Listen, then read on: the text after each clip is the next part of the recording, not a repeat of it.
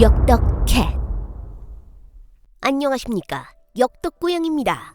처음 오신 분들은 위에 보이시는 링크나 제 채널을 통해 이전 편들을 보고 오시면 더 빨리 더 쉽게 이야기를 즐기실 수 있을 겁니다.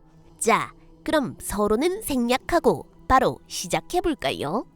제왕공의 즉위로 촉발된 제, 노, 송 3국 간의 갈등은 제왕공과 주왕실 간 혼인을 계기로 봉합됩니다. 그 과정에서 자신의 역량에 한계가 있음을 느낀 제왕공은 본격적으로 당시 40세 초반의 관중을 전격적으로 재상에 임명하여 제나라의 모든 내외치를 맡깁니다.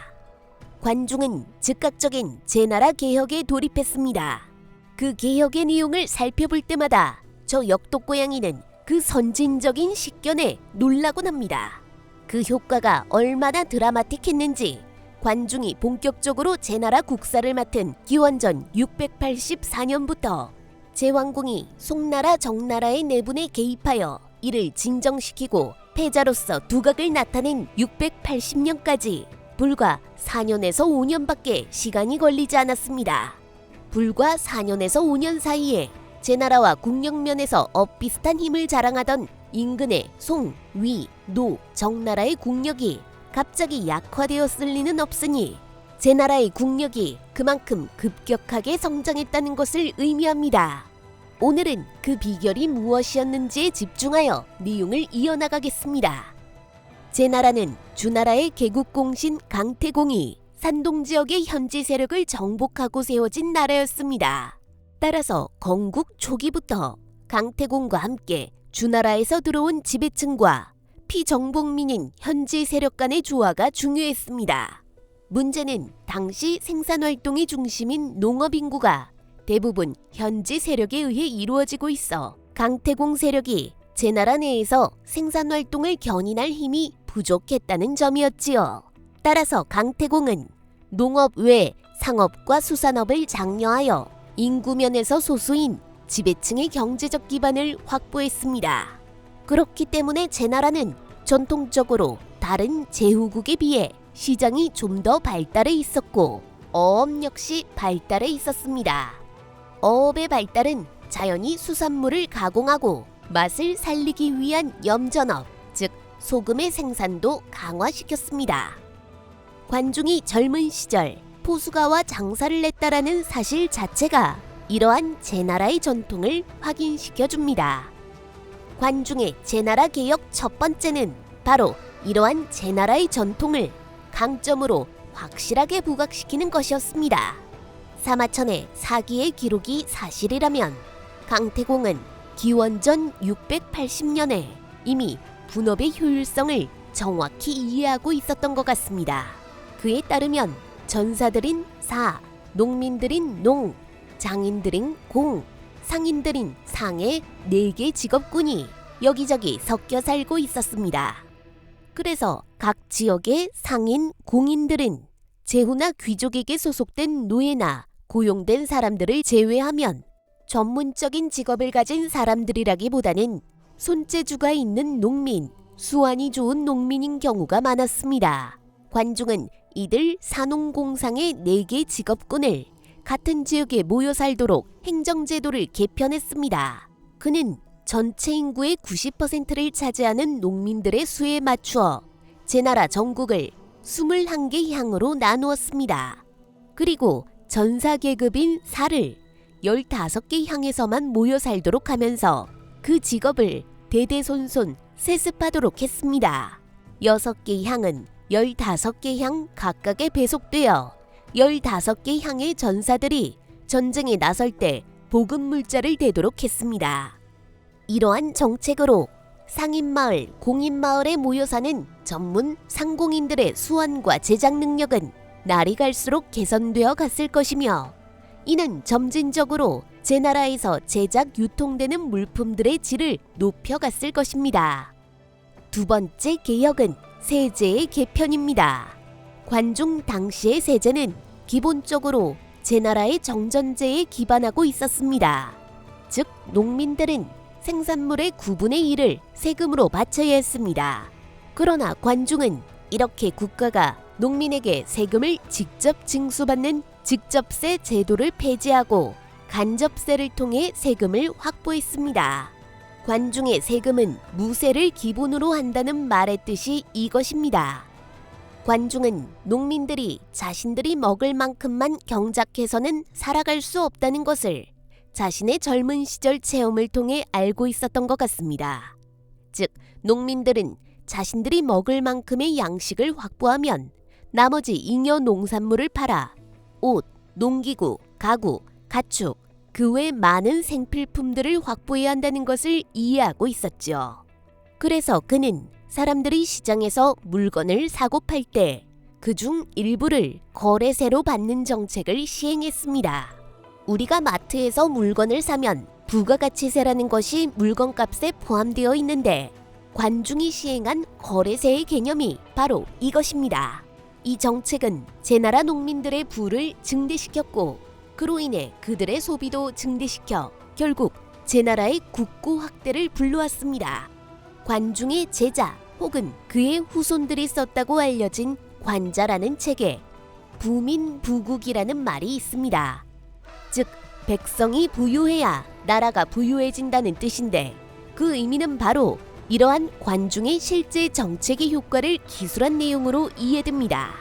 세 번째 개혁은 전매제도의 시행입니다. 제환공과 관중은 처음부터 천하제패를 목표로 하고 있었기 때문에 압도적인 군사력 확보가 꼭 필요한 상황이었습니다. 그러나 관중의 세제 개편과 행정체제 개편만으로는 이러한 목표를 이루기 위한 재원 마련이 어려웠죠. 그래서 관중은 국가가 직접 나서 장사를 한다는 개념을 도입했습니다. 관중이 주목한 아이템은 바로 소금이었습니다. 당시 주나라의 제후국 중 소금 생산에 특화된 나라는 사실상 제나라뿐이었습니다. 바다에 접해 있는 나라들 중 거나라는 염전이 나기 힘든 바닷가에 위치해 있었고 제나라 인근의 레나라는 동이족이 세운 나라로 주나라 계열 국가가 아니었죠. 이러한 점에 착안한 관중은 제나라 국내의 모든 소금 생산을 국가가 독점하는 제도를 시행했습니다. 나중에 그는 그 독점력을 더욱 강화하기 위해 레나라를 압박하여 레나라에서 생산되는 모든 소금을 제나라에만 판매하도록 하는 외교술까지 발휘하죠. 또한 이렇게 확보된 소금을 판매하여 실제 돈으로 바꿀 수 있도록 하기 위해 상인향에 살고 있는 일부 자금력 있는 상인들을 관상이라 하여 국가에 소속된 상인으로 고용합니다. 그들은 국제무역을 할 수 있는 자격과 제나라 정부의 자금 지원을 받아 인근 국가들의 제나라의 소금과 그 외 세련된 물품들을 팔고 이를 통해 제나라가 필요한 재원을 확보하는 역할을 했습니다. 네 번째 개혁은 세 번째 개혁과 연관되어 있습니다. 관중이 시행한 간접세 정책과 소금 전매제도는 그 기반이 되는 시장이 크면 클수록 더욱 큰 효과를 발휘하게 되어 있습니다. 관중 역시 이를 꿰뚫어 보았던 듯합니다. 그래서 그는 제나라 수도 임치 내부에 자유무역지구와 같은 것을 설치하고 외부에서 오는 상인들이 해당 지역에서 무역을 하기 위한 모든 편의를 제공합니다.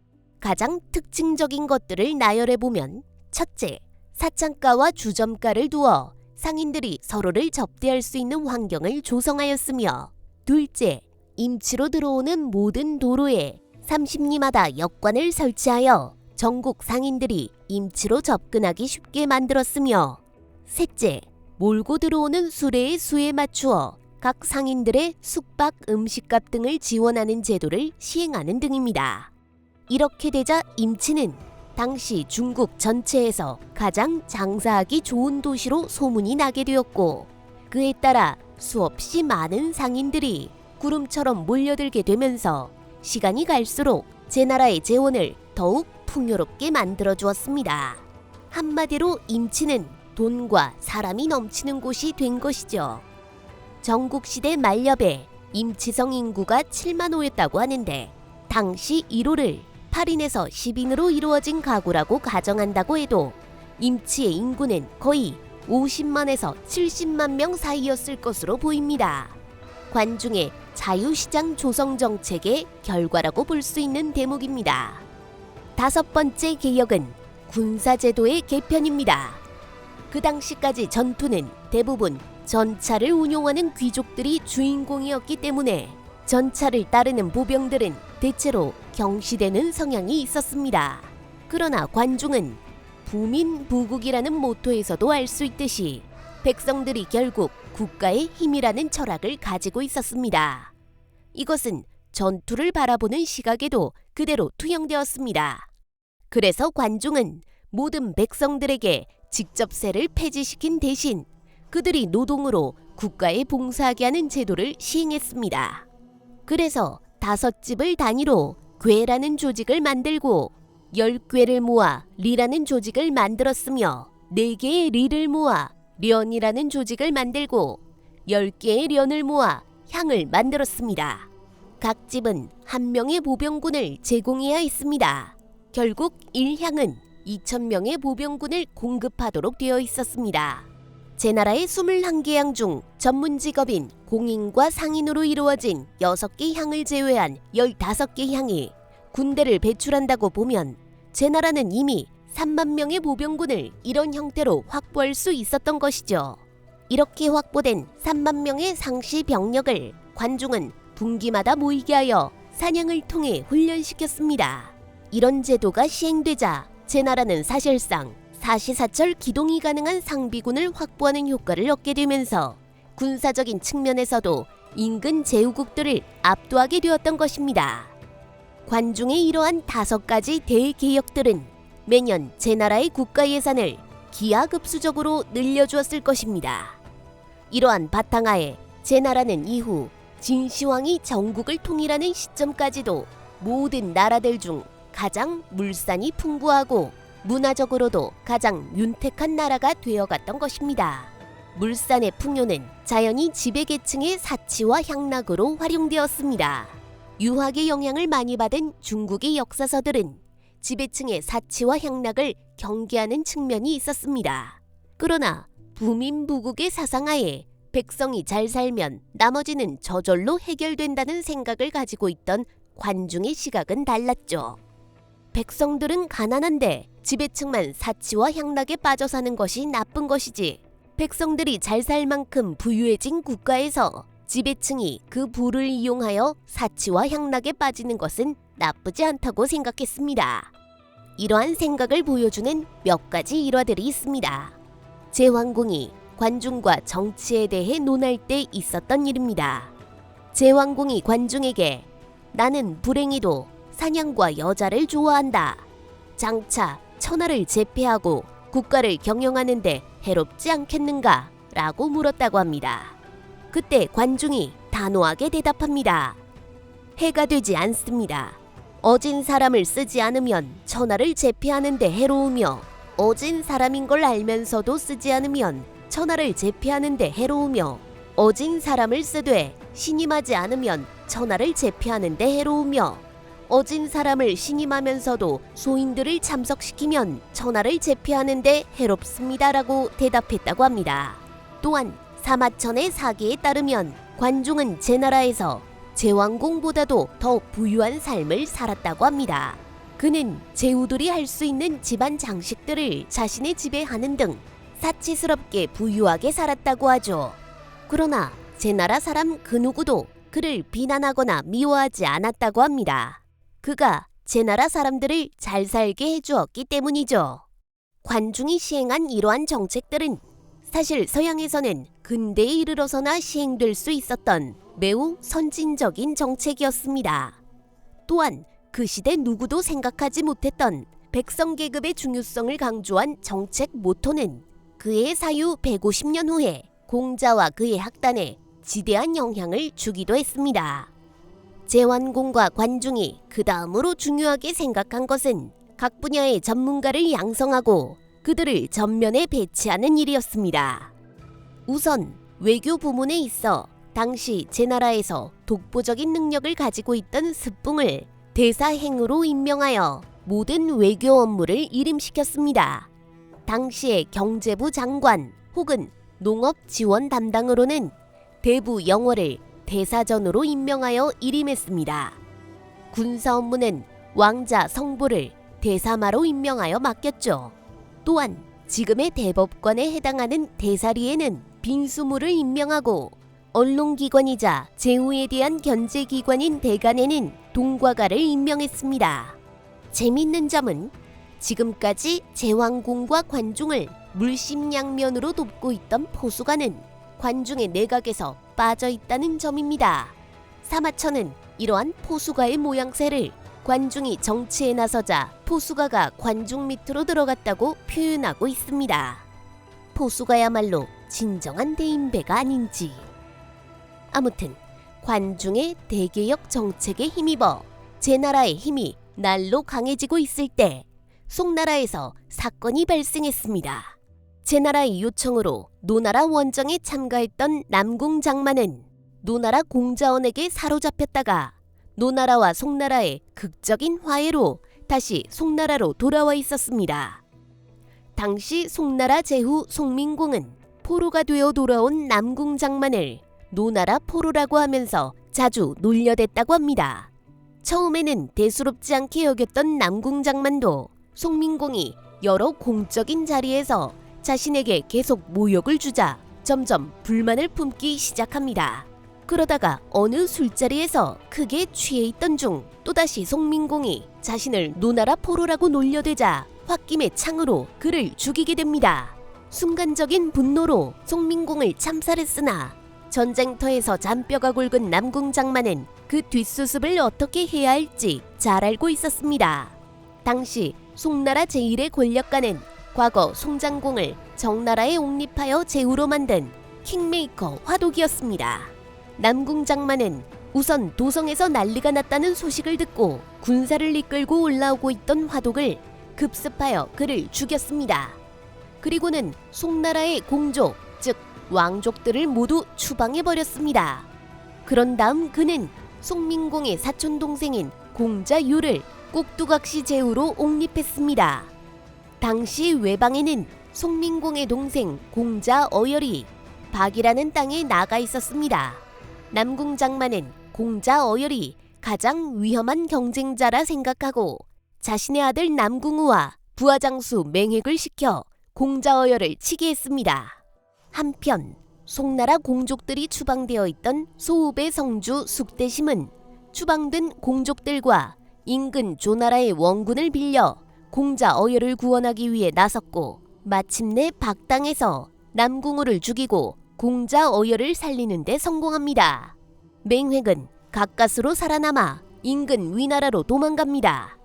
이 승리를 활용하여 공자어열의 책사인 대숙비가 항복한 남궁우의 군대를 마치 승전한 것처럼 꾸며 남궁 장만에게 돌아가게 만들었습니다.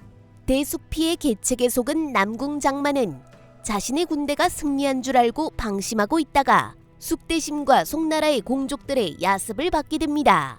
크게 놀란 남궁 장만은 인근 진나라로 달아났고 공자유는 살해되었으며 공자어열이 송나라 제후로 등극합니다.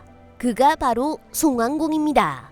그는 위나라와 진나라에 뇌물과 함께 사람을 보내어 남궁 장만과 맹획을 돌려보낼 것을 청했고 위, 진은 그 요청에 응해 그들을 돌려보냅니다. 송왕공은 남궁 장만과 맹획을 쇠망치로 두들겨 다져서 죽였다고 합니다. 내정이 완비되어 자신감을 되찾은 제왕공은 이 사건을 활용하여 자신의 외교적 입지를 강화하고자 하였습니다. 그래서 그는 주나라 왕실에 사신을 보내어 여러 제후들을 모아 주나라 왕실의 권위로 송나라 제후의 군위를 정해주겠다고 제안합니다. 수갈전투 이후 사실상 권위를 상실한 주왕실에 유력한 제후인 제왕공이 이러한 부탁을 하자 주희왕은 이를 즉각 수락하고 제나라가 각 제후를 회합할 것을 허락합니다. 제왕공은 주나라 왕실의 이름으로 주변 국가들에게 북행이라는 곳에 모일 것을 명합니다. 과연 인근 국가들은 제왕공의 요청에 응할까요? 다음 편에 계속할게요. 구독, 좋아요, 알림 설정은 영상에 큰 도움이 됩니다. 냥.